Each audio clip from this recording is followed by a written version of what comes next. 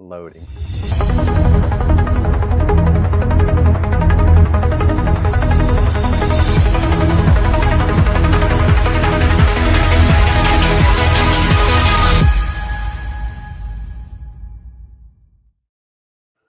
Well, hello everyone. It is good to be here. I'm really excited about this broadcast with Debra, and we're really excited. I know we're going to take a few minutes and share to everybody's Facebook here as we're preparing and getting ready for this. And so I just want to encourage you to feel free to like and share to those that you believe will benefit from this broadcast today. We'll be coming live to you on my Facebook, Debra's Facebook, YouTube, I think 2 of my Facebooks, as well as sharing it to Life Imagined, which I'm trying to figure out how to do at this point. Actually, I think I have to share it from YouTube. And I just shared it, and it pulled up on my page. Perfect. Well, what I'd like to do is, as we're getting started, Debra, I'd like for you to just can you share a little bit about, because you've just emerged recently online doing videos and really bringing the message that you carry, and I'm really intrigued. I love your broadcasts. I share it on my page. Thus the reason we're doing this, because of the connection and how we're just kind of moving in the same vein right now. Could you just share a little bit about yourself and what has brought you to the forefront to kind of manifest who you are publicly? Sure. And I want to thank Brian for giving me this opportunity, because it's the perfect timing. And I don't say that lightly, because it's the perfect timing. So actually, I wrote down a few things, so bear with me. About 2 years ago, I kept hearing within myself the words integration and amalgamation. And rather than denounce everything we've been through, why don't we integrate them into a new birth? Those words actually mean taking all the fragments. The amalgamation is when 2 people come together to form a new company. The new company doesn't look like anything like the old company. It's a new essence. So I wondered how that was going to take place in my life, and it started. So let me give you a little bit about my background. I was born and raised in Chicago from 2 incredibly wonderful parents, but they were grounded, and I was creative and quirky. So their goal in life was to keep me grounded, because they wanted to protect me. So my father literally said, I want you to go into math and science. No, don't go into the arts. Don't go into music. Don't go into anything like that. Go into math and science, because that will secure your future. Well, I didn't know at the time he was right, but not in the way he said. So what happened is that all my life, I sabotaged my creative call. All through high school, I graduated early. I sabotaged not putting myself out there.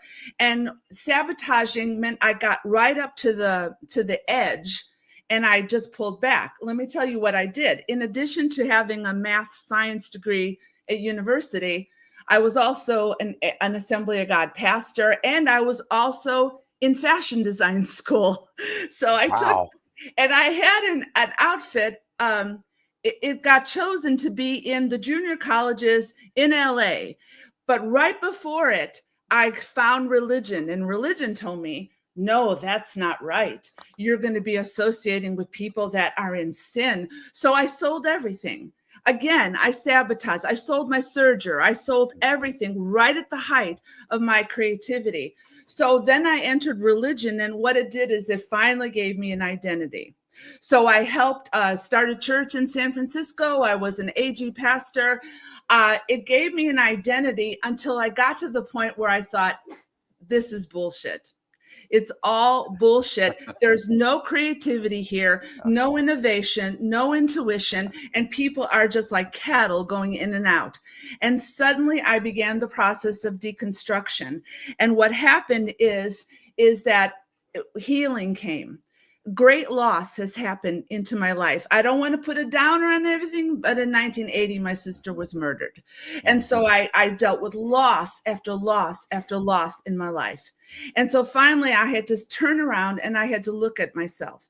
And then what happened is everything my father said was true. And I feel the presence of my father around me to this day. The science and math became a focus into a spirituality that I had never experienced. Now, is it the only way? No.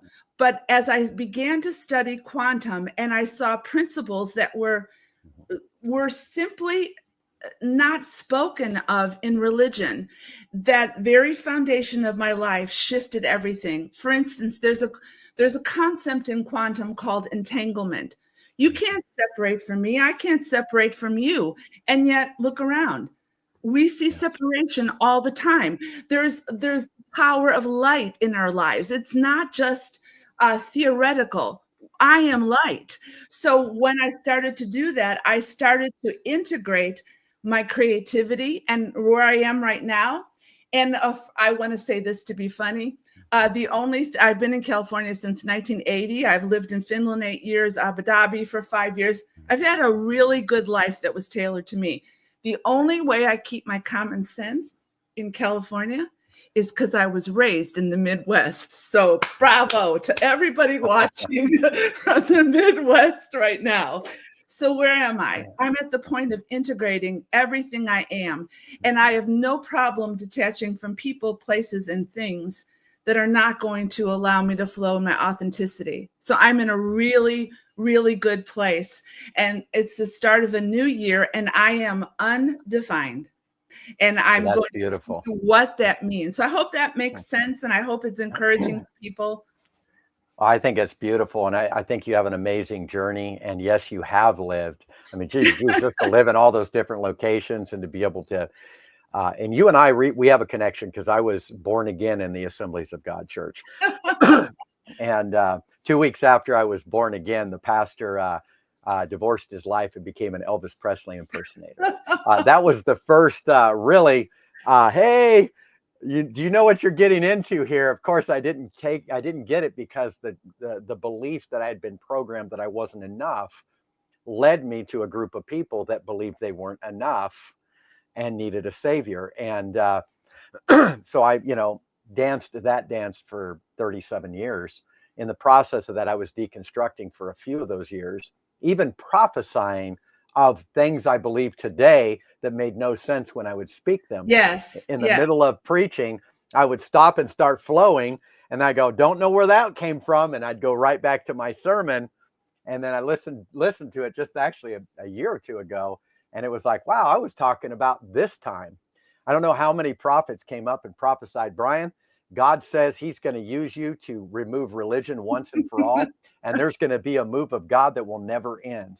Had they known that they were prophesying the destruction of their own religion, Yes. because it would take that in order to actually fulfill that mandate. And so, you and I, we started to question it.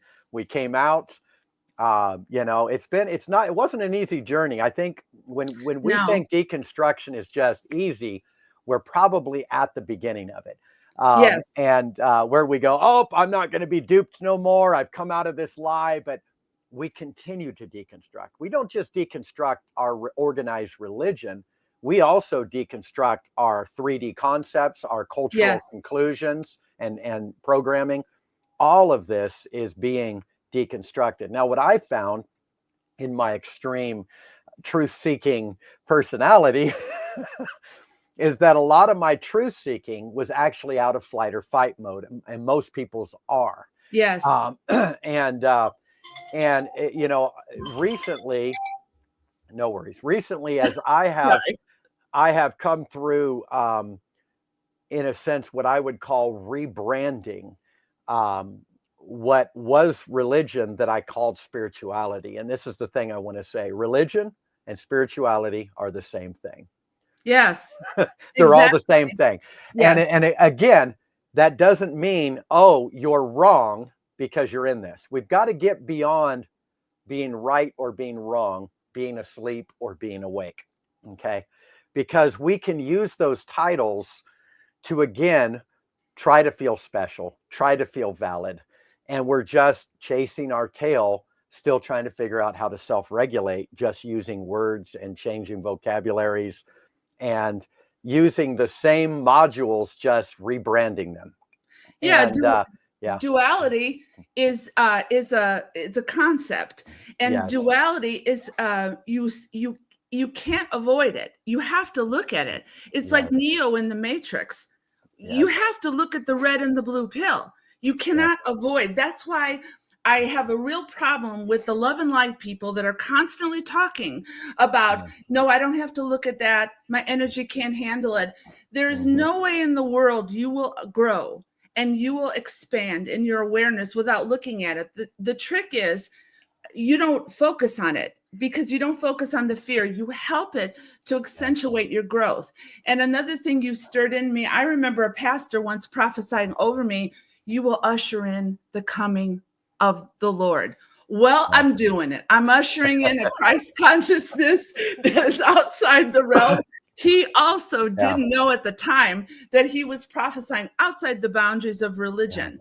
So this is a good place we're in, but it is an undefinable Yeah. place. Yes. And if you try to define it, you're going to lock down in a belief that's going to anchor you rather than keep Yes. moving you. You have to go through a lot of things to get to this point of growth. You don't anchor in anything, I think, anymore. I think that's very Yes. important. You really can't. And now this can also throw you into the void, which we're going to be talking about Yes, that today. yes. But it is something that I've had people call me that were feeling like they were going crazy. And Yep. I had people calling me saying, well, I'd rather just free fall in the void than create another structure in which I become dogmatic and indoctrinated in. And that's kind of the two extremes that are going on. Just free fall in the void with no identity because I don't want to be duped again because of the last identity I put on. Okay. Or, the flip side of that. And so there we want to balance it today. We want to help people. And one of the things that is going to help is common sense. Isn't it amazing that we actually were given common sense and we were given a human experience that we've built many layers and belief systems upon that are now kind of being pulled off of us, uh, redefined, or what has been defined is losing its definition. I know naming this broadcast 2025 Undefined today was on purpose, right? Because we're really wanting to come out of how we have defined Yes. our journey of religion, our journey of spirituality, our need for structures, our no need for anchors, however we want to put that. Where is everybody at? Where are we going with this? And so let's start with, and I would like to get your take on this first. Why are many, because right now we're noticing people that have left Christianity, they've gone completely into the metaphysical or into native practices, into psychedelics, all of this. And now they're kind of coming full circle and they're returning to Christianity, but they're calling it a different version, a Christ consciousness, but they're still needing Jesus. They're still doing all this. Why do you think people are returning to religion? It's very simple. If you've lived overseas, you realize very quickly that the United States is hunkered down in a savior complex. The Yes. government's going to save us, big pharma's going to save us, Mm-hmm. this person's going to save us, religion's going to save us, and that savior complex is a controlled perception because Yes. you never really get to know your authenticity. When you're locked down in that savior complex, you don't see it in other parts of the world. Not only do you not see it, in this nation, in this Western fundamental belief system, we try to import it into other nations. I remember being in Kenya where the Kenyans lost their sense of identity because why? The British were in there trying to evangelize them, American. I was one of them. Rather than instilling the beauty of their identity at this place in time. So this is a unique nation. Look around. It's always going to be a savior. We're always going to look to a savior to help us, whether that's in any form. It provides a measure of safety. That's why even a lot of well-known people are returning to religion. You see some of them out there, they're pontificating upon using words like, oh, Jesus is all there is. So it's so ingrained in us that it's very hard to break through, because everywhere you look, it's this need for a savior or a father figure. Yes. So we have to redefine that by breaking out. What happens when you break out? You lose relationships, you become lonely, you Yeah. become almost lost to where you think you might be going crazy, you become Hmm. sad, but you have to press through that in order to get to the other side. I experienced all of that. Yeah. So we're being undefined before we're defined. What are we going to be Yes. defined by? The I am essence within us at this point in time, That's right. in various ways of experience. One of the things I want to say, what social media has done is locked us into words upon words upon words. Yeah. And actions speak louder than words. Where are your experiences? Yeah. I don't want to hear your words. I want to hear your experiences, because your experiences are what flow in life as life flowing through Yes. you. That's right. So what religion does, it locks us down physically by Yeah. a building, emotionally by a savior, and spiritually by saying, if you don't believe that, you're in, they're out. So Yeah. go help them come in. It is so destructive to our well-being, and people are just either afraid to break out, or they may not be at the point where they can break out, and that's Yes. okay. Just keep moving, keep That's moving to discover who you that's are. so that's so powerful because on one sense religion is detrimental, but on Yes. another sense we're going to get into why the human experience clings to it. So for me, I've been one that is believed in the matrix. I believe we're living in a simulation. I believe we are Yeah. something more than we appear to be at this level of the game, and tend to be the mystery viewer of ourself, uh, or what people would call higher self or source, Yes. and all of this. And even though I believe there's definitely a truth to that, I also believe that our minds are desperate for something beyond what we have deemed mundane or less than what we can be, because religion has tried to lure us out of Hmm. the magic of the human experience as our ultimate spirituality at this level of the game, into being special, being called, being chosen, these grandiose ideas, which are actually at a level of delusions, Yes. that we adopt because we cannot self regulate. So, to bring practical application that's going to probably offend some people, because they have taken their spirituality literally rather than as a catapult into play mode or imagining or having fun. I think the moment you literalize your spirituality is the moment you've entangled yourself into a mental illness and a delusion in Yes. which you are now avoiding self regulation. And so we have, why did we need a savior, or why did we jump at it? Why was that attractive to us? Because we were never taught how to regulate. We were never taught how to regulate our nervous system, to feel safe in our own skin, just being us. We were put in a culture in which you can't measure up. It's you got to be graded. It's pass or fail. You're good or you're bad. You're rewarded or you're punished. And so, if you're familiar with childhood self-regulation, Hmm. one of the things that psychologists will talk about is when you pick up a baby that's crying, a baby doesn't have a sense of self. A baby doesn't experience a self until they're programmed to experience a self. Yes. And so a lot of the metaphysical community will say, well, you're finally out of needing a savior. You're the one you're looking for. Well, which you? The you Hmm. that was programmed is the only you that actually exists at this level of the game.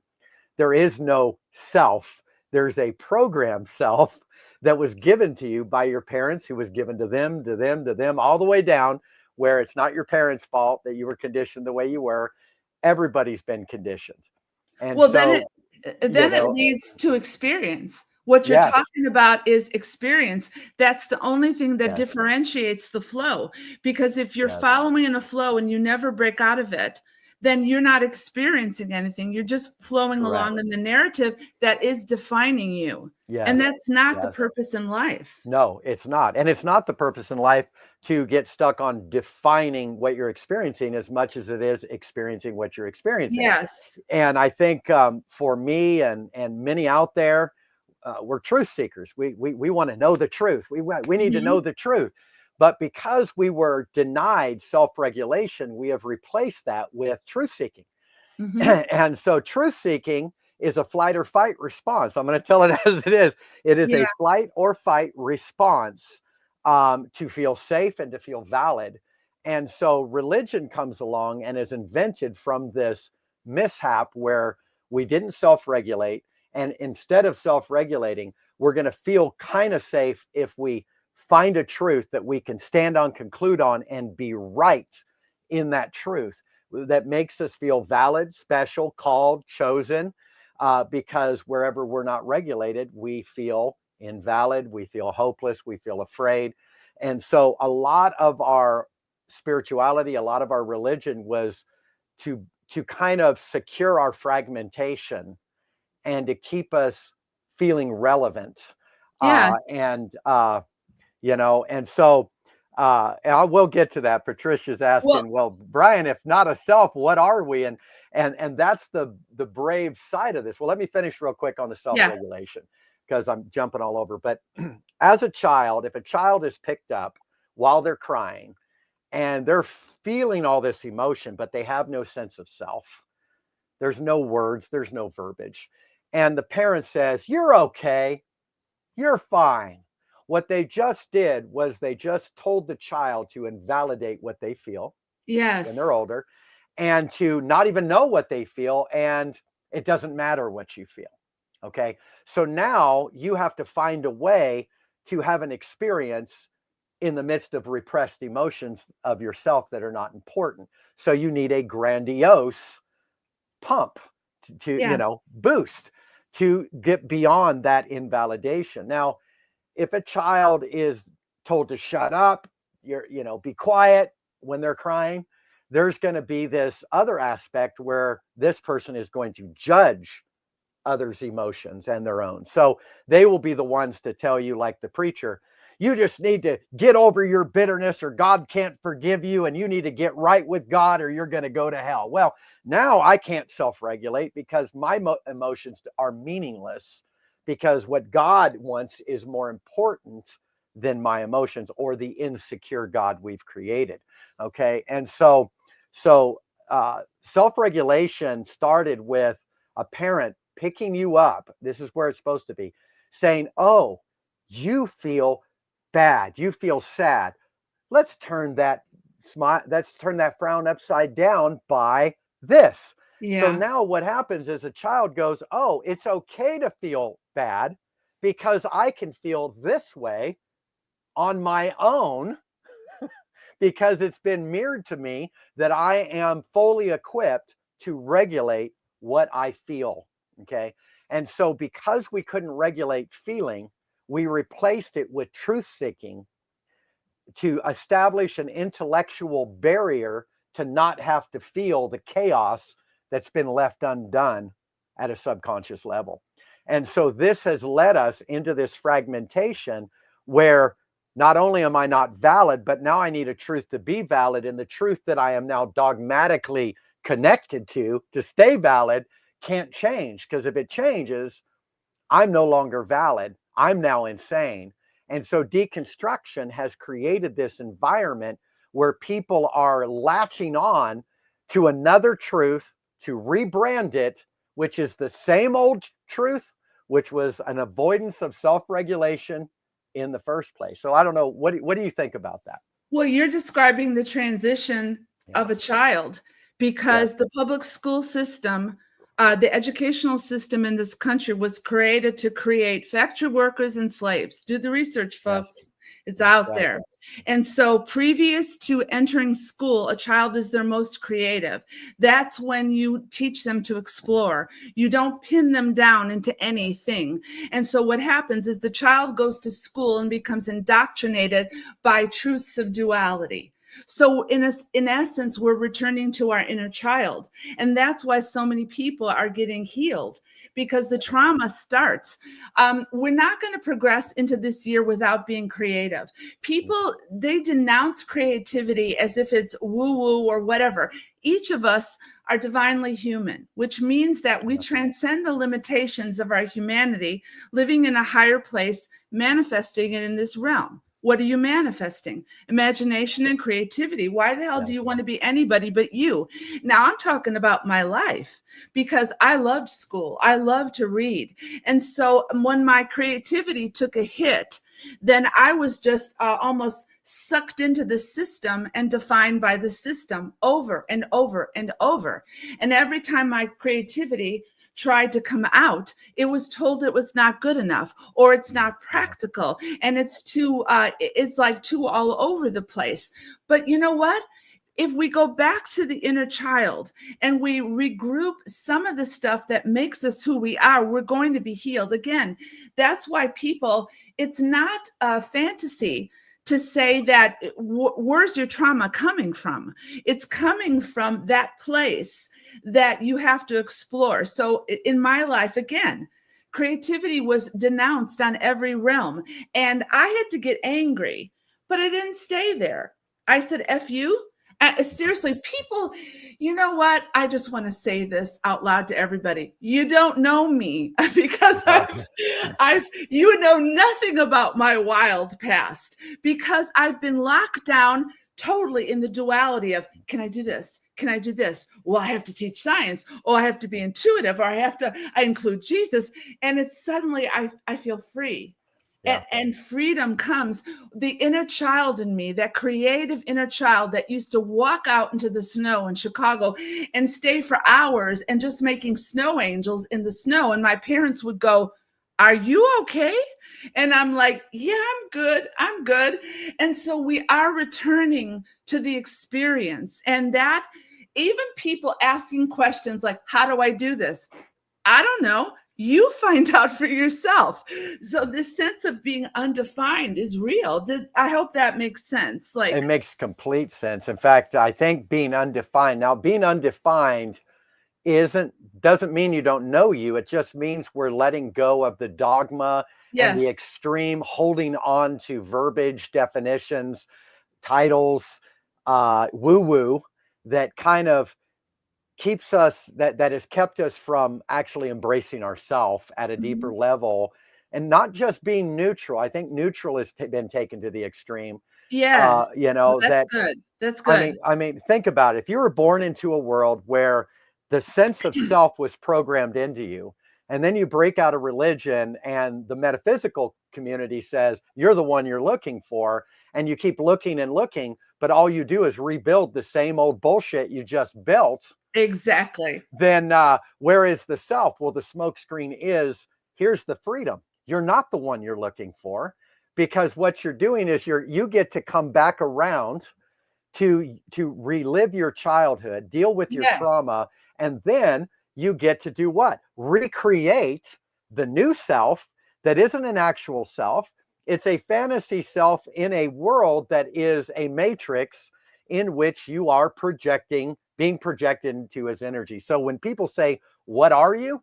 Well, you are conscious energy that Yes. has no self or form, that has no consciousness of existence unless it creates itself in a simulation process, almost as an AI reflection in which it is experiencing itself. Now, the key here is what I think is amazing is where, when we came into this world, some might say, well, we planned it all out. I can't claim that, because that could easily be my need to escape out of the fear of the unknown or the fear of death. So I can be desperate with that proclamation. But what I can say is that whatever was planned for us to create the self that was manufactured for us in our childhood, we get to come full circle and create the one we want now. And so that can become viable, in our experience, because that's what's happening. And so we get to recreate ourselves into a place where Life can be beautiful. Life can be magical. Your mind is where the magic is. Yes. Why do we need to go after this carrot, to go after some spiritual journey over here where I'm this, that, and the other? Because I just wasn't enough in my human experience. That wasn't good enough. Why was I duped into believing there was no magic in my mind? No magic in science, no magic in the mundane, no magic in just having a conversation with a cup of coffee by a nice hot fire. What made me decide that my humanity wasn't worth living anymore, that I had to ascend to being a star seed or being a channeler or a light worker or a preacher or a prophet or whatever? Not that we can't have fun with those characters, but Mm-hmm. when they become our serious foundation, we are avoiding aspects of ourselves and we're living from a flight or fight mode. And that's kind of where I feel like we are coming in 2025. We're coming right back to being human again and calling that 5D from a whole new place. And don't even get me started on the transhumanist agenda trying to Oh, yeah. denounce our humanity in favor Mm-hmm. of technology. Now, I'm not opposed to technology Mm-hmm. when it's led forward by people that are compassionate and are led forward in the heart, but that's Yeah. not who's leading it forward. So what I want to say something about the simulation, because I've studied a lot about this. Mm-hmm. Many people think the simulation is an illusion. No, it's a creation. The It's a creation. simulation is not an illusion, it's a creation. Yeah. So there are two views on this the projected simulation. One view is that it's evil, we're being controlled, and we just want Yeah. out of here.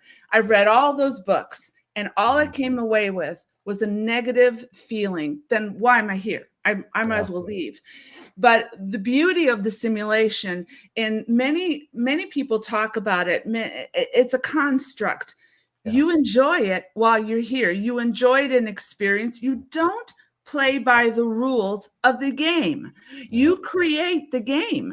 In the Yes. simulation, you're creating the game as you flow along, and you're creating it intuitively. So some days, like, I had to feel comfortable with myself doing nothing and not feel useless. Like, Yeah. I can't even tell you, I had to give myself permission to watch 6 seasons of the Gilmore Girls and not feel like I was wasting my time, because in the watching of it, I cried. I had memories. Well, what's your life like? Are you giving yourself the freedom to get out of a schedule and break into the person that you are supposed to be? So the simulation is not negative. It's a holographic projection. We're fractals Yeah. of divinity, and we contain everything we need, if you want to call it that. Divine is not religious. Greg Braden always says divine means you're transcending limitations in your humanity. Don't think of it as a church language or a Yeah. religion. It's not that. Yeah. Your divinity is how you're to be led while you're projected into this space and time. And you're projected into this space and time not to be co-opted into a narrative that you didn't write. So maybe the story for 2025 is it's curtain call time. It's Yes. time to take center stage, and you write the script of your life. And a lot Yeah. of people don't want to do that. They're scared, they're fearful, will get healed. No Yes. judgment here. And Yeah. each of us are at a different point. But the thing is, keep moving. Keep moving. Don't keep moving. You have to, this is a story unfolding in your life. And Right. so it's like, write the story with the most innovation. See, right now, it's like, I don't know how to explain what I see in people sometime. They're so, it's like they're walking in the midst of, like, it's the post I posted the other day, in the midst of garbage, believing everything about themselves. Whereas Yeah. in their heart, there's such incredible innovation and creativity, but they're so locked down. They're getting depressed. They're getting anxious. No one's going to write your script in 2025. No one. You're going to write it yourself, and you're going to join with people that are on a similar energy resonance. So I like going in different directions. Why? Because if you're listening to this, don't look for the big picture of what we're saying. Right. Hunker down in one thing we say that you know that's your answer, and you don't have to catch everything we're saying. We're putting out all kinds of ideas that will reach people in many different ways, and that's why I like Brian. Oh, thank you. I appreciate you too, Deborah, and I just love what you're bringing right now. You know, there's nothing wrong. Here's the thing: many of you are going to walk through. This is it. This is the truth, and then you're gonna question it. That's going to dissolve, and you're going to be over here going, "No, this is the truth." But eventually, what's going to happen is you're going to come to the end of needing truth, Yes, and you're going to that's good. realize that you're just going to have an experience, and you're going to be okay finding the magic. You know what I found? I've gone to the highest ethers. I've taken large doses of psychedelics. I've meditated for hours and fasted for days, and I've done all of the stuff on both sides. So I've been in the Christian mode and I've been in the metaphysical. Okay. And I've gone fully in on both sides. And what I find is this: they both come up short. Okay. Yeah, Because what they are is they are structures that we use, but they are not identities that we cling to. Um, uh, I want to go leading with this. I want to go into the next aspect here of why hmm, mankind needs mythology to exist in a 3D, and I'll start on this one, but and then you can follow through with your perspective, Deborah. Is if you do a research and you do study on groups of people that stay together during tough times, you will find that religious groups stay together when non-religious groups fall apart. This yeah, is actually a known fact. And in fact, there's even a point to where if we were to throw out all mythology in our life, we might actually not be able to survive at this level of the game without some level of fantasy or imagination. Now, there's a couple different reasons for that. One being, when we came into this, we came in purposefully not knowing who we are and why we're here. yeah, Okay. exactly. Now, with Exactly. our mind, Yes, yes, with yes, our yes. minds, we immediately think, well, we need to know why we're here and who we are. Okay. Well, as we've dug deep and dug deep and dug deep, we might find that answer, but that answer also might remove enough of the mystery that prevents us from actually being part of the movie anymore at this Mhm. level. And so, too much disclosure is what suspends you in the void.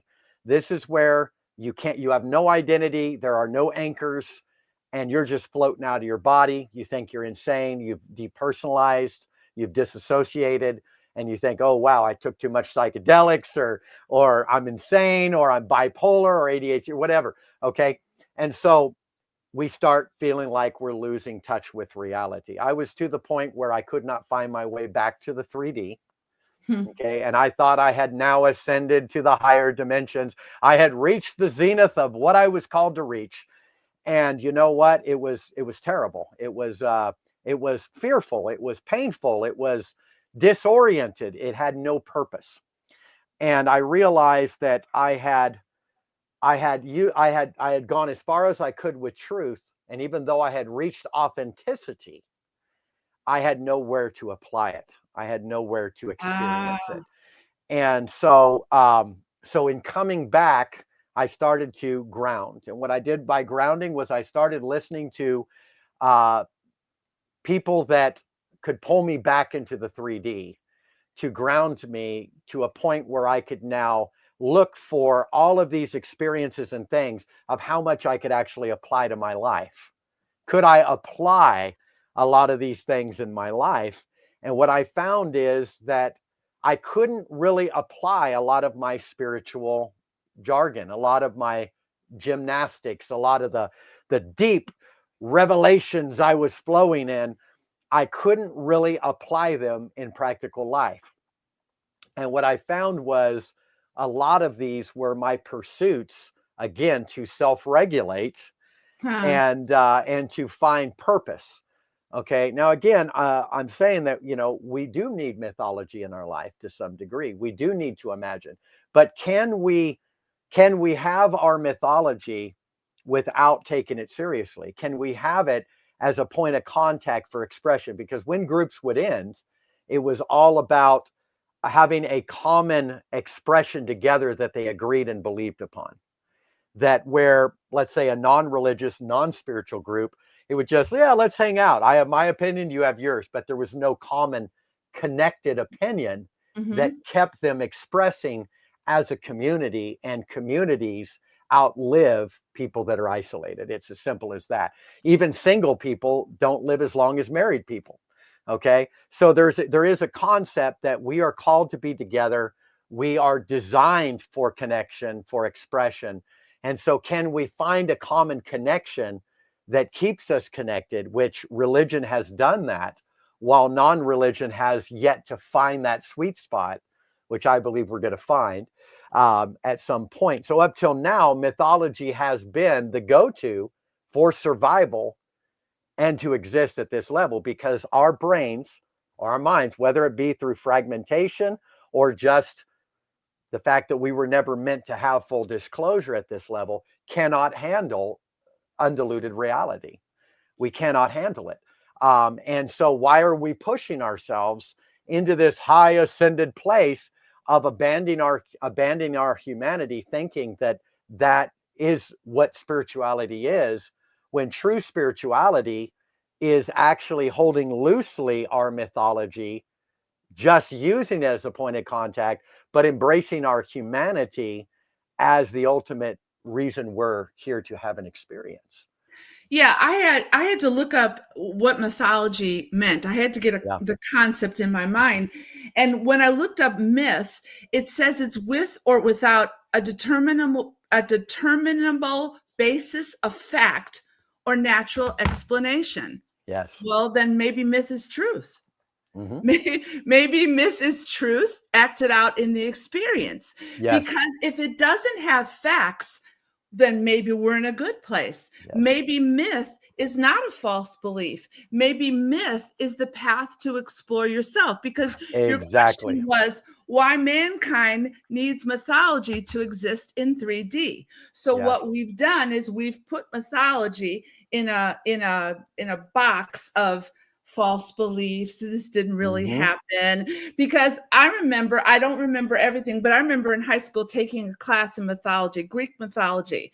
Yeah. Well, what if it was real, but it was co-opted to make believe like it was not normal, like so many things. What if the belief actually was the experience of what we were having, Yes. and myth provided us maybe.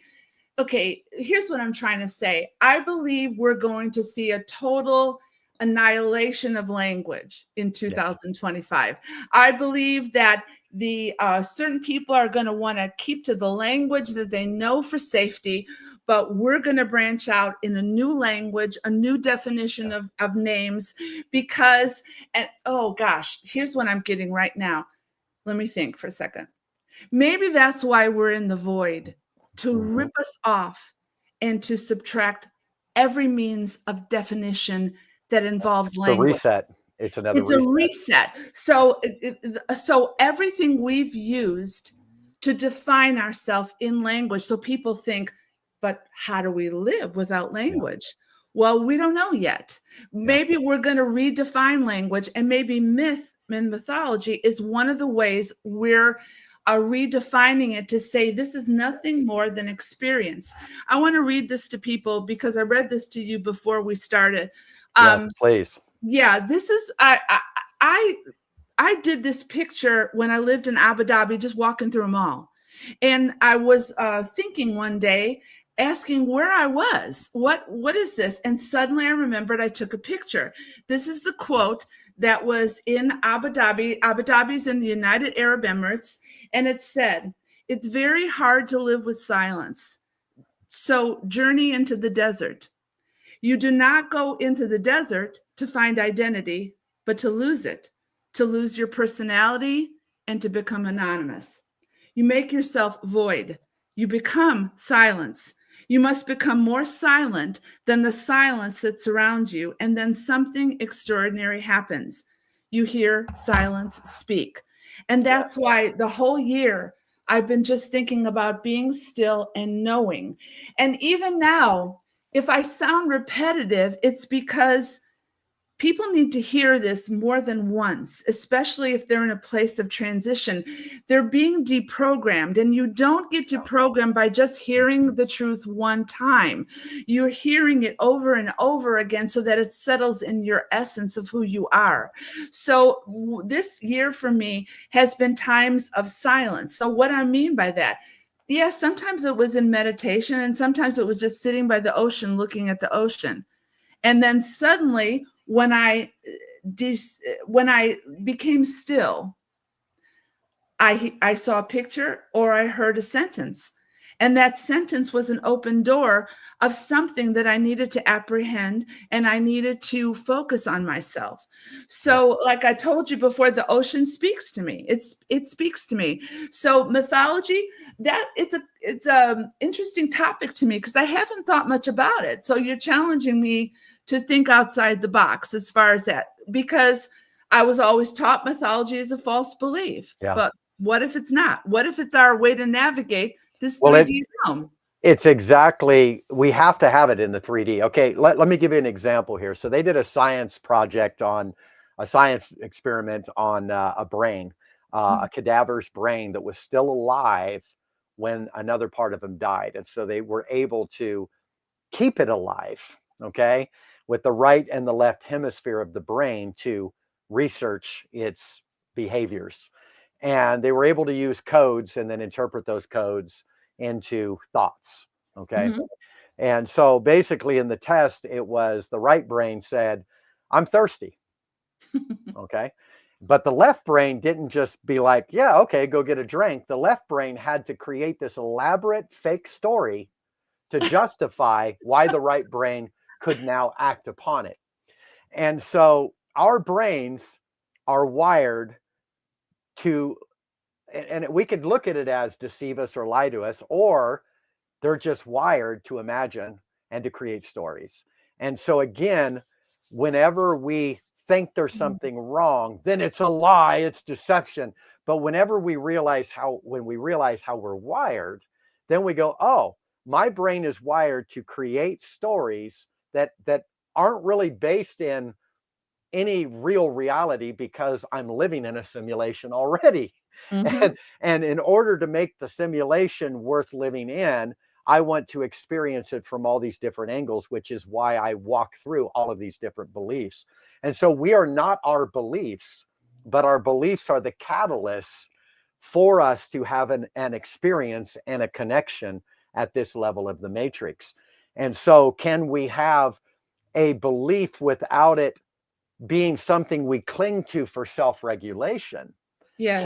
Can we self-regulate by being enough? Am I enough for me to regulate and embrace myself? And in that, am I courageous enough to let go of the need to know it all to feel secure? Can I allow mystery to now open my imagination through Yes. mythology to now give me a platform to have interaction, embrace with one another, and exploration without me getting caught in the dogma of that and needing to be special or be entitled in order to feel good enough. And I think that's where it's kind of all piling together there. Yeah, and see, you know a lot about this, and so I'll just add to it. That's why the biggest warfare we're in now is controlled perception. It's exactly what you said about the left brain. The left brain has been elevated to interpret life, whereas the right brain has been downplayed. That's why Yes. controlled perception through fear.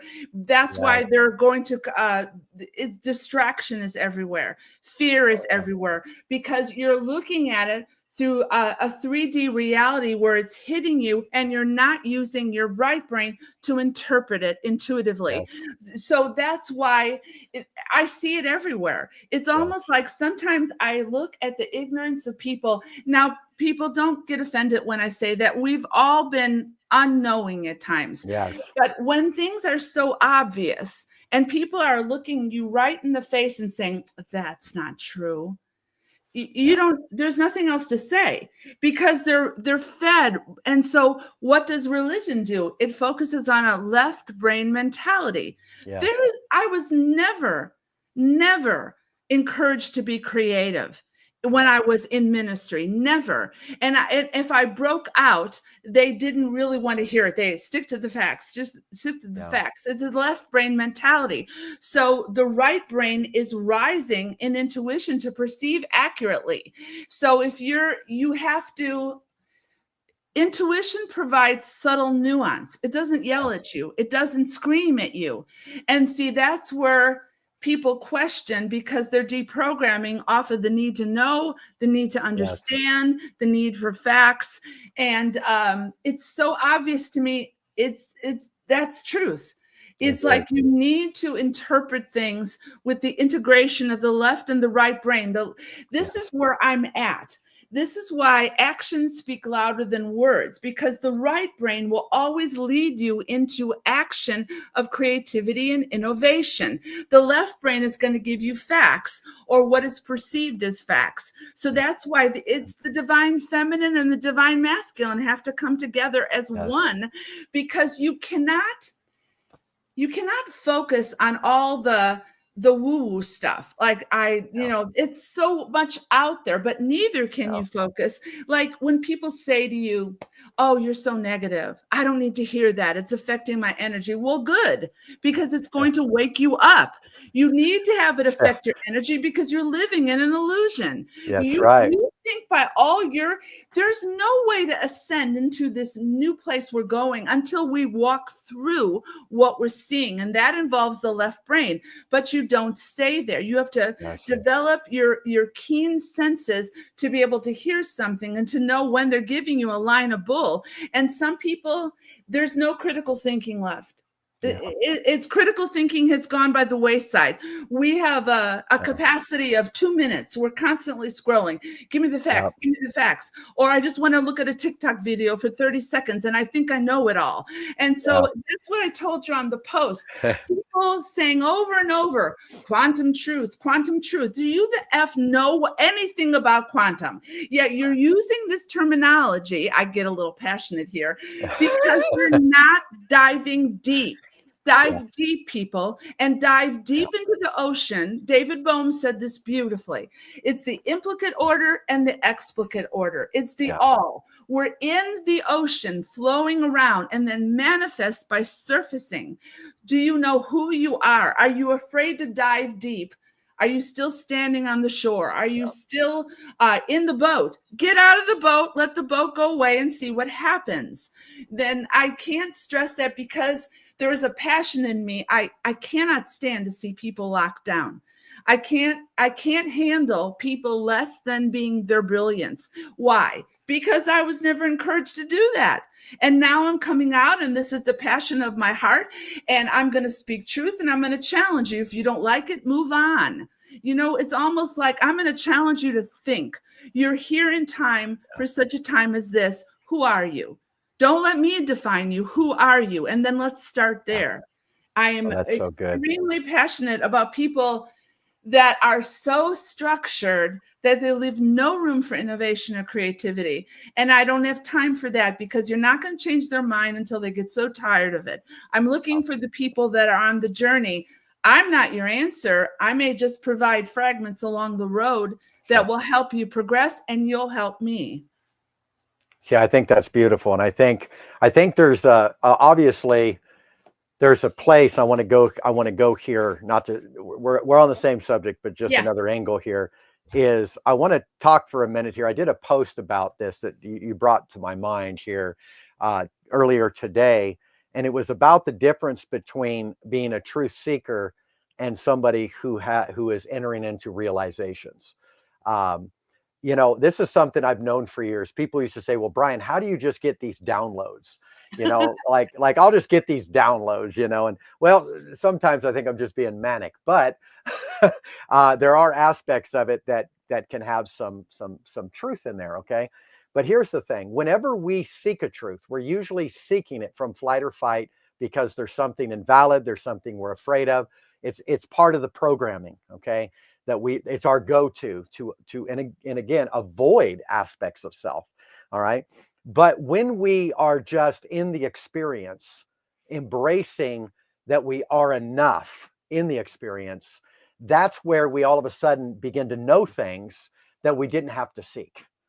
And Yeah. it's in the Yeah. knowing things that we didn't have to seek that is the healthy way of being a truth seeker, because it's more or less being a self embracer that allows realization rather than avoiding ourselves by going outside to try to seek some higher thing to make ourselves into, or to convince we are this rather than that.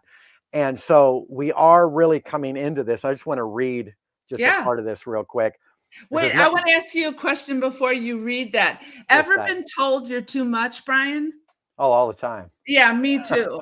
And there always be, and it's almost like, I would, I can't even explain it. Again, I'm coming out in love, in Yes, passionate, quirky love, and I love myself. I love so. yes. Yeah, it's like you're Authenticity is too much for a lot of people. yeah, yeah, yeah, and curiosity and Yes. innovation and creativity outside of the box of the revealed known knowledge. They're gonna either label you demented. They're gonna label you conspiracy. They're gonna label you Yeah. delusional. They're going to pull you down into a box that fits their description of what And truth and is. why? And here's the thing: we got because we want to get past making them look evil too. Yeah, But why are they doing it? Because what you're doing is triggering what they refuse to face in yeah, themselves, exactly, and exactly. to dismiss you makes them feel better because now they don't have to feel all the emotion that they won't face, all of the stuff. So a lot of times, and I used to do this with people in what appeared to be a positive way, which was if somebody was going through something, I was there to try to give them an answer of how to get out of it really quick. And instead of just creating space to sit there and hear them, I couldn't do it because I would have to hear myself of where I've been ignoring. And so I would then have a spiritual answer and say, well, here, this is how you get out of it. And they weren't even soliciting for an answer. They were just soliciting to be heard. And so I would find Mm, myself being put in that position. So both sides of that is equally judgmental in that sense. But yeah, but anyway, let me read you this and see what you yeah. think. Okay, so when we are seeking truth, it says I'm starting halfway through this. It says you were never wired for a conclusion of yourself, a judgment of yourself, and an evaluation of yourself. What a waste of time to seek truth to evaluate your life rather than embrace the moment and live your life.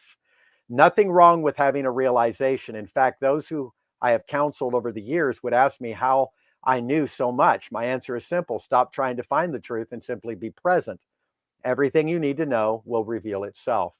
What makes this method different from seeking truth? What makes this method different from seeking truth? Because the seeking is from a flight or fight response in order to feel safe and smart. It stems from a sense of worthlessness that inspires the pursuit to need to know something, while being present stems from self love and being enough.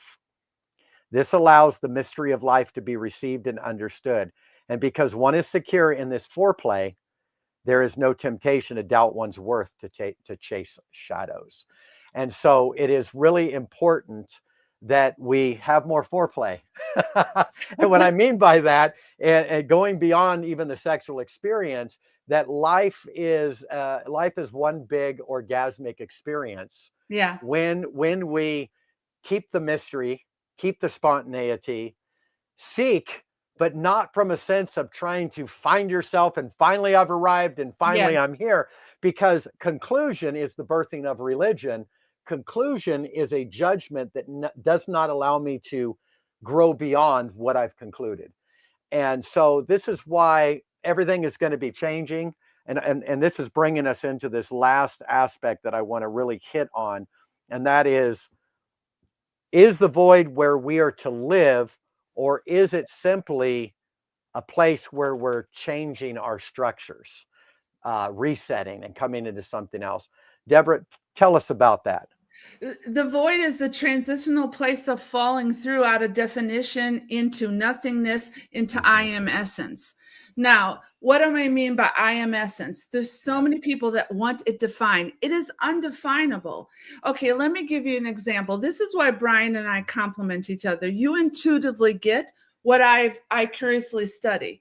And see, this is why. Okay, Irvin Laszlo is an incredible physicist, philosopher, and he talks about, we believe that the bottom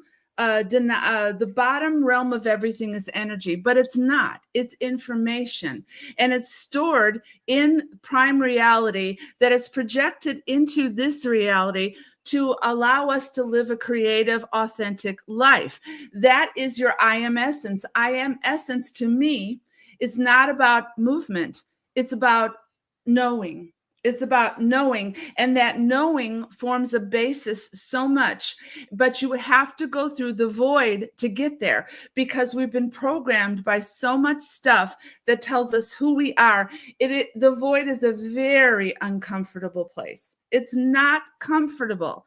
Well, what we're going to into 2025, if you want to be undefined and to explore life, you have to not be comfortable. And right then and there, people will back away from it.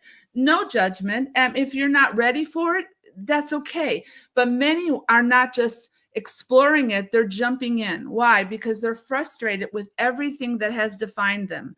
So I personally believe that you can call it the Akasha. It's in this construct, in this simulation. There is an information flow that is coming from, you can call it a higher self, the all, God. You're not put here just randomly. This is what I personally believe. When you tap into your I am essence, again, it is not defined by action. It is defined by a knowing of who you are, and that flows then in action. For instance, I would keep relationships sometimes, even though I knew they were doing nothing for me, but I felt like, no, true love means you keep them. And I didn't want to be mad about it. I had to give myself permission to leave things and to be alone for a while. And so the void is not a place of positioning, it's a place of transformation. And it's exactly what he says, that when you're in the void, in this point of nothingness, you begin to hear silence speak in ways that are not traditional to you or our words. It's like the reason, even right now when we're doing this live, there's things I want to say, but I don't know how to say them yet. Do you ever feel like that? Oh yeah. It's like I don't know how to tell you this. And so it means don't. So the void is a place of transformation, but you have to go into it and out of it. At least that's what I believe. I mean, to stay in the void, why? I might as well just move on out of this life. Why And would I that's what, want to but a stay? lot of people think they need to stay in the void because they're afraid of latching on and creating another dogma or an indoctrination of deception religiously. That was me. Okay. So I stayed in the void, free falling for the last 2 years. Now I did Yeah. latch on to some structures of magician, the wizard, the alchemist.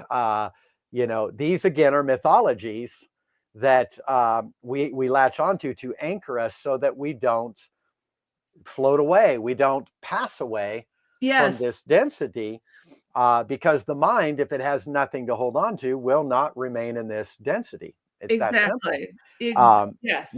So the void, I love how you described it, because the void, and for those of you that might not, you've never heard this terminology, we'll simplify it. The void, we'll use it in a near-death experience or a psychedelic experience. Both of those tend to have the same experience, uh, chemically speaking. The same chemicals are released in a high dose of psychedelics as in a near-death experience, tons of serotonin. And what people feel is everything they are is ripped away. It was all a facade. It was all a game. None of it was real. And your whole identity is ripped away. And it's called an ego disillusionment. And so when your personality and everything you've defined as you is torn away, usually when you come back from a psychedelic experience or from a near-death experience, you're kind of back in yourself. Oh, I'm me again. Okay. Hmm. But if you're in a prolonged state of ego disillusionment, then there is no coming back to it. You've been convinced that's not the real you. You can't return to it. And this is the big exodus out of religion, out of people's beliefs, and out of the cultural programming. All that has been an ego disillusionment. But in the process of that, Yeah. before there's a reconstructing, there is that void, that in between, Yes. which many would in the spiritual community would call the singularity Yeah. or origin. And it would be, in a sense, unconscious source energy, while we are conscious source energy. Okay. Yes. Exactly. You Exactly. know, and so we will put it in that spiritual language. But to just put it in, again, nothing wrong with spiritual language, but the moment you cling to it as this is fact, is the moment you're going to find yourself indoctrinated and limited again, Yes. and losing aspects of yourself that you're wanting to discover. Okay.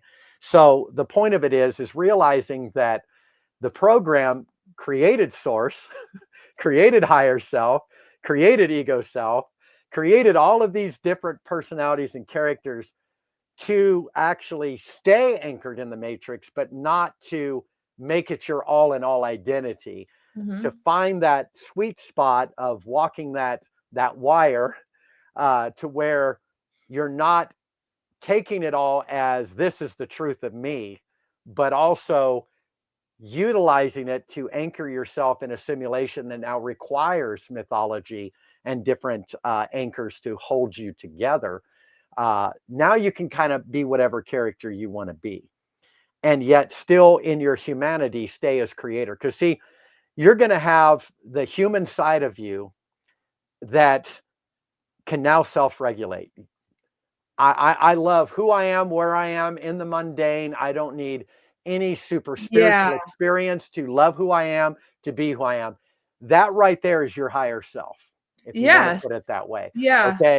And now from that posture, play in the playgrounds of everybody else's storefronts, everybody's strip malls, where you walk in that store and you now experience everything in that store. You experience the metaphysical here. You experience the savior here. You experience this and that. Whatever you needed for therapy to bring you to embrace yourself. Yes. Because Exactly. the longer I walk out my religion to spirituality, what I found is that all spirituality is the last resort of religion. That's all it is. It's the last resort that says, I need to feel valid, so I can't let go of all the years I've wasted on religion. So now I'm going to be spiritual. But guess what's going to happen, everyone? You're going to come full circle out of that, and you're going to realize you just are who you are, Yeah. and you don't even need to call it spiritual anymore. You don't need any special words to feel significant. That you just are, and you're fine with that. That's the I am. The I am is not even a Christian thing. It's not Yes. a Jewish thing. It's No. not a religious thing. It is I am whatever I need to be in the matrix that I am exploring, so that I can embrace what I am at a base level without entangling myself in what I'm not. And so it is just this beautiful dance, in which we are returning to that. So the void is the in between spot where you are nothing, and it's almost the dream of possibility and potential without actually engaging in it. And so in that neutral place, we think, well, I've got to live here in order to be a creator. No. Can I just say that your singularity at the higher density will never fit in this experience? And it was never meant to fit here. Those are two completely different paradigms that if you try to force the creator into your 3D, you will pass away from the 3D to go be the creator. Okay. Yeah. But if you realize that you being the creator here is you learning how to embrace yourself and have an experience without a rigid fear-based conclusion of that experience. That's your creativity. That's your power of being the creator here. It's not trying to escape a matrix. It's not trying even to define the matrix. It's for you knowing why you're in a matrix and how you're wired to move in a matrix that allows you to be here for the reason you came here. You know? Exactly. And so Yeah. let me give people a picture of that. It's almost like you're in the midst of a bunch of fragmented puzzle pieces, and you Yeah. so dearly want to pick one up to define yourself, and you may. But the purpose is to not arrange the picture according to all your beliefs, all who you think you are. And so you live in the fragmentation. It's Yes. almost like I had to be honest with myself. I don't want to teach anymore. I don't want to read. And now I have a passion to read again. Yeah. But for several months, I didn't want to read. And I had to say, well, if I can do that, I can pick up that fragment and people would never know the difference. I could be joyful and happy You and had a limited definition that broke free. yes. And Yeah. I'm like, I don't want to pick up that piece. I don't want to Yeah. pick up that piece. So it's almost like let's go through this and let the pieces rise up in a new way to form a new picture. And Yes. I think people are even people listening to this, you want us to be more clear. We can't be. We can't be any more clear because We're on the same journey with everyone else it's here. undefined, and it's almost like so. Look at the fragments and see what you feel in your heart. This heart brain coherence thing is pretty powerful, and Yes. so it's like, if you pick up that piece, is it ego that's going to satisfy something, but you're going to end up putting it down again? Why not explore the great unknown? Why not? I did another post about this. Meet yourself in the field. It's like Yeah. run towards yourself, embrace yourself, do a dance because you don't really know who you are. Why? Because you've been programmed. This whole planet has Yeah. been programmed for so much. Greg Braden, he talks about learning in the simulation, and he's very positive about it. And it's almost like you're here. It's not a lockdown. It's an ascension up into daily experiences, and however you get them. If you need something along the way, don't stay there. Just keep moving. Keep moving.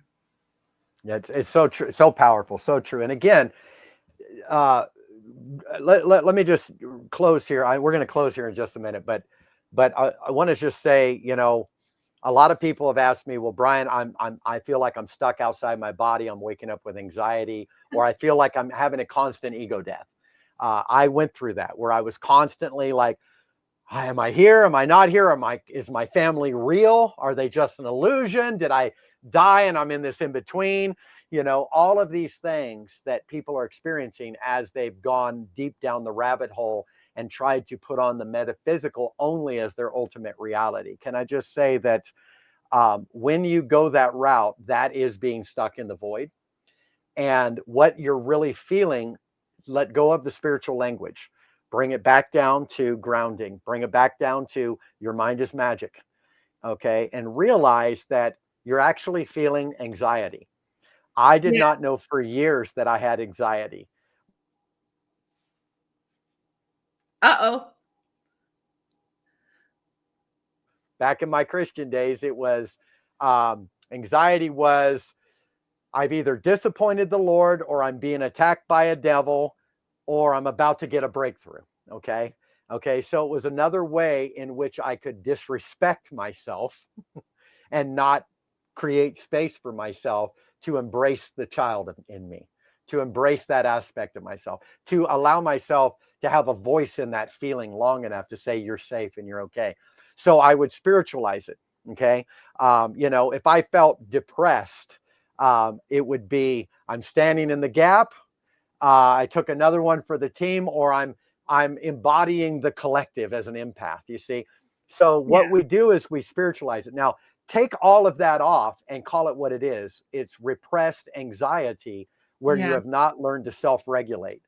And again, we're going to have this. And this is why many are returning to religion, is because, and I am going to put it into the chemical realm for a minute. We tend to forget that we also are chemically based in dopamine and different sensors of the brain that likes to dress up those chemicals as, you know, social structures, moralities. Remember, our left brain likes to create stories.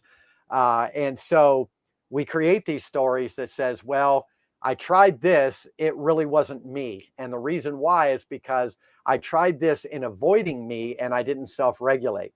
So now I'm going to go back to what is familiar because it was the only way I knew how to self-regulate. And it deals with the dopamine. So this is why when we come into something new, everybody's all excited, the honeymoon phase, and everybody's on board. But then when it gets down to just doing the work and being committed, you lose 3/4 of the people. And Exactly. because the dopamine rush is only for the initial stage. And so a lot of times what we do is we think our dopamine is our discernment. We think our dopamine is our spirituality. And we're thinking, oh, I'm getting a download of revelation right now. Well, really, I've got low dopamine because I've now focused my brain to become addictive to risk taking at this level and this level. And if I jump out here by faith and quit my job and just free fall, I'm going to get this rush that's going to put me in a manic state to where I can revelate and get all these downloads and justify it's all God given it to me, when it's me actually out of regulation because I'm about to drop not long after my spiritual awakening, and everybody comes in and there's a great move of God, and all of a sudden now I'm the new thing and I've gone viral and everybody loves me. And next thing you know, the high begins to wear off. Exactly. And everybody goes their way, and you go, well, I thought I was hearing from God. I thought I was relevant. Now you got to come up with the next thing to keep up with the Joneses, you know, and you're going to burn out that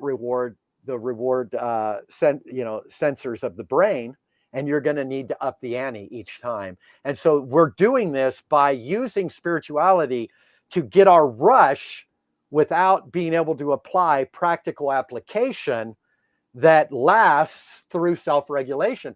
So there is a way to not be addicted to your brain chemicals, and that is by actually using natural human grounding outside of spiritual mythology to center yourself there, so that you can play with your spiritual mythology without it needing to be dependent on giving you the dopamine boost. Because I don't care what experience you've had with the divine, with, whatever, with source, your first experience was a chemical reaction that made you feel good through dopamine, through oxytocin, and some other chemicals. Okay. And so eventually those chemicals are going to drop, and your spiritual experience is not going to satisfy you, because it was never your spiritual experience that satisfied you. It was the dopamine. It was the chemicals. And so how do we get out of addiction? It's real simple. We stop going outside of self-love and self-confidence to get those chemicals. We instead embrace ourselves, face ourselves, acknowledge ourselves, be okay with ourselves, be enough within ourselves. And in that, we will get what we need to balance our chemicals. Our nervous system will calm down. Do you know what happens when you actually embrace yourself as yourself in a practical application? All of a sudden, you don't need somebody to come and do energy work on you. You don't need you don't have to go. Not that we shouldn't hug a tree or be barefoot on the ground, but much of our meditative process is to ground us, because we keep avoiding ourselves at a practical level to ground. So if we will ground ourselves by simply loving and being practical, even at a psychological level and a chemical level, what will happen is we can now utilize spiritual tools that are simply placebos and mythologies that we need by exercising imagination in the simulation that we are currently engaging. And nobody will be fighting with who's right and who's wrong. We won't be competing and comparing, trying to, be the better, more spiritual person that has the bigger truth, we will simply be having community and interaction and having moments with one another, and being okay because I'm enough, even though you might have the cool revelation today, I'm enough to sit here and just be a recipient. I don't have to trump that with a better experience to feel valid, to get that dopamine. So there's just so much connected here with what I believe we're coming full circle in. I like what Kay just said here. Let me put that up here real quick, because it's another good thing about this program. You can share what people say. It says to go full circle is not going back to religion, but to realize you need nothing derived from the external. So true. And religion and spirituality is actually an external thing, while you are the internal thing. And it's really returning to you, not a in-between you known as the spiritual you. And I think this is something that as we are coming into this redefining by undefining and letting go of previous definitions in what we've journeyed through, we're coming full circle. And again, don't beat yourself up going, oh, man, I was a Christian. I'm glad I got out there. Oh, I got duped again. I joined this organization thinking it was the truth. Now it's not the truth. Forget about the truth. There is nothing but a subjective experience. And we can say, well, in the 3D, there are facts. Even those facts is in a simulation. And we don't want to. Now, here's the sweet spot. Many spiritual communities have used that to gaslight themselves to avoid practical application because there is no actual reality. Okay, so here's where you got to find the balance. The sweet spot is realizing the rooted part of you in this system, in the human experience, is practical application through what we would call 3D facts to ground you, logic, reason, but not closed-mindedness. Yes. Keeping the mystery alive. See, atheism is coming into a whole new place, guys.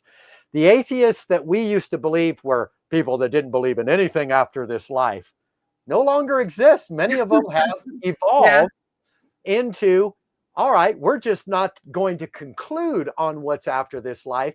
We're going to make the most of this life and have some mystery. That's the kind of grounding we need in the midst of a lot of our need to reach for all these other things to regulate rather than ourselves. So as you reach for yourself, you love yourself, that becomes the point of contact as the facts that allows you to venture into the illusions, the projections, all of these different fun programs we've created in the Matrix to simply have fun and enjoy ourselves without entanglement. Well, I believe in grounding, and that's why when people are so, I don't want to get out of here. I want to be everything I can be here. Yes. And let me tell you, you face something at 70. Now, for all my older friends out there, you are you let me how to explain this. At 70, you come face to face with the lie that says you're limited, you only have so much time left, and you have to rise above it. And that's where I am right now. It's almost like my grounding, it's like I don't denounce my humanity for anything. It's like I move through my day wanting to explore my divinity in my humanity. Now, let me be quirky, me, and I'm gonna tell you something that I was. You look really young, by the way. Just so Thank you know. you. I feel 30 inside my. Yes. Kate, now, as soon as you say anything about math, people go, oh, okay, calm down. I'm going to give you a math story.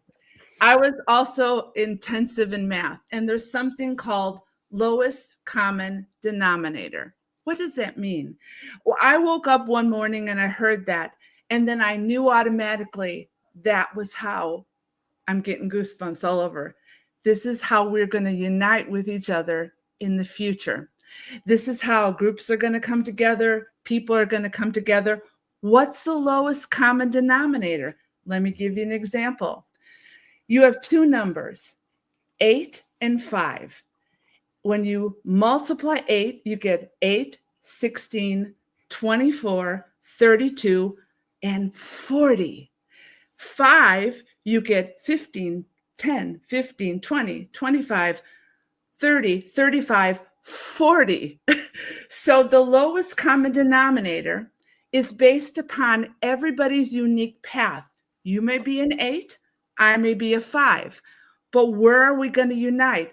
We're going to unite at the 40 because that means we're going to come together in the explosion of truth that we've walked in to expand consciousness. So groups will form based upon the lowest common denominator. Why lowest? Because every one of us has walked through hard times.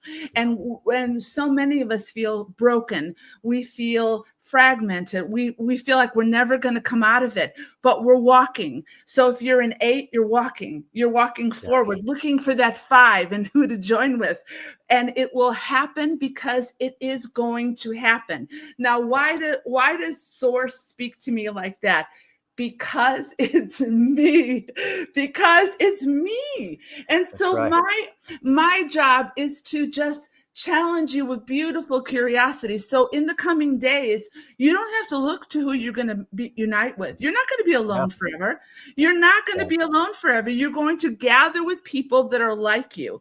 And so also, with what Brian said, I don't know a lot about dopamine. So I was listening intently to what you were saying. Well, folks, that's why we need each other. That's right. It's like we bring to the table who we are.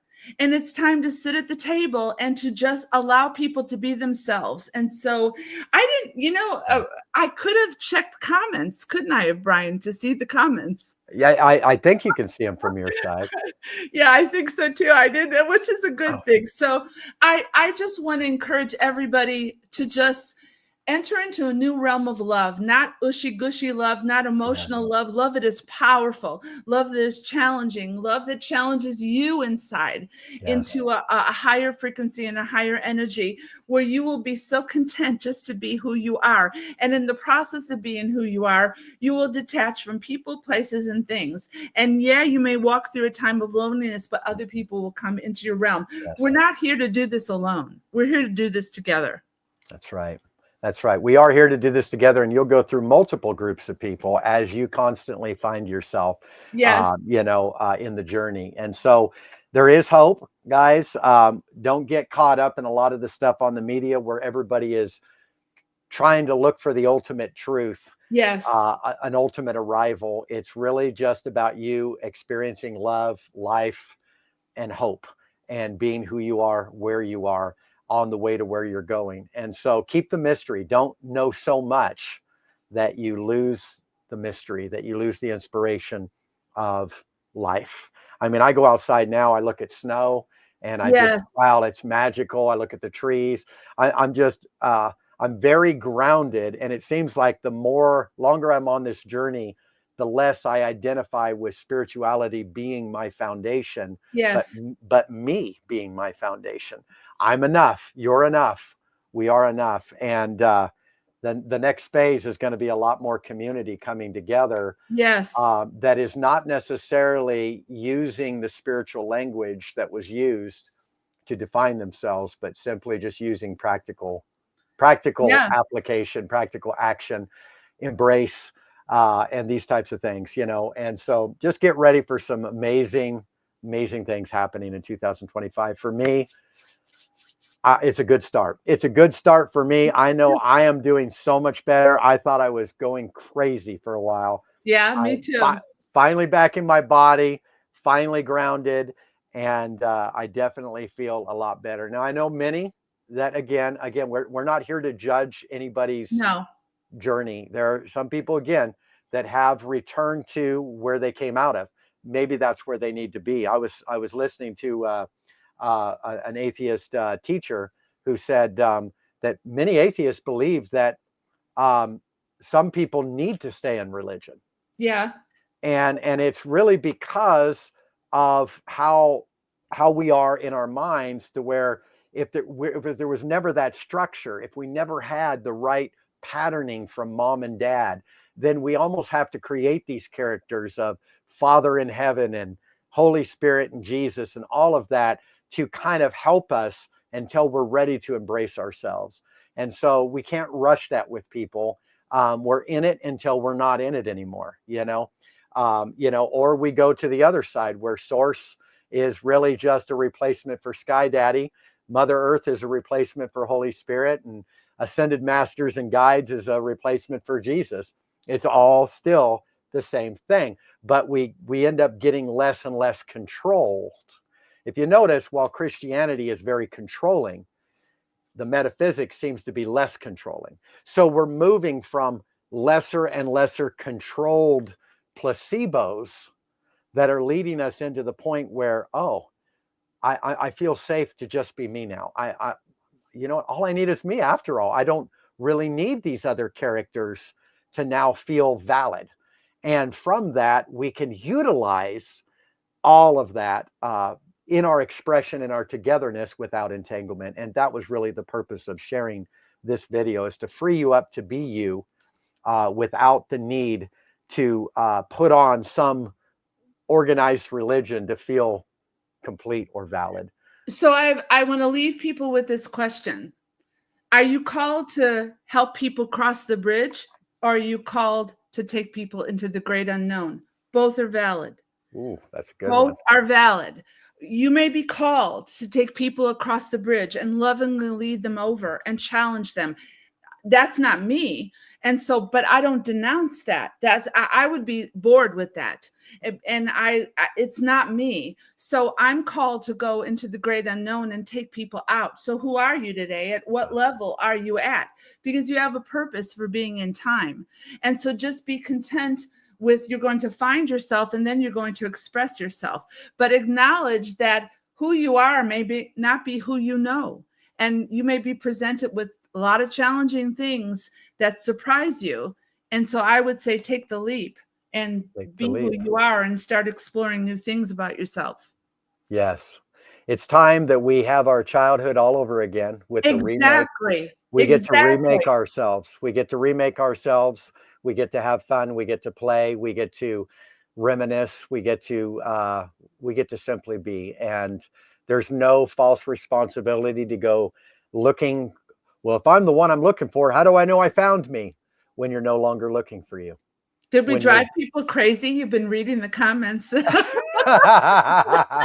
Yeah, we probably do. We probably do. But anyway, we love you guys. Thank you so much. Please like and share. And if you don't have Debra on your Facebook, please send her a friend request. Look for that beautiful smile on her profile picture and send her a friend request. She's got some amazing revelation and wisdom to share, and definitely an asset in all of our lives. We just thank you, Debra, for being a guest and for being a part of our lives and bringing to the table what you bring. It was amazing and fruitful. Thank you for being you. I love your focus. I love your challenge. And I thank you so much for allowing me to do this with you. It's been, we got to do it again. Yeah, it's been so encouraging. So thank you, Brian. I appreciate you a lot. Oh, thank you. We love you all. Please leave a comment below or like and share, and we'll see y'all soon. Have a wonderful rest of your day. Bye-bye for now.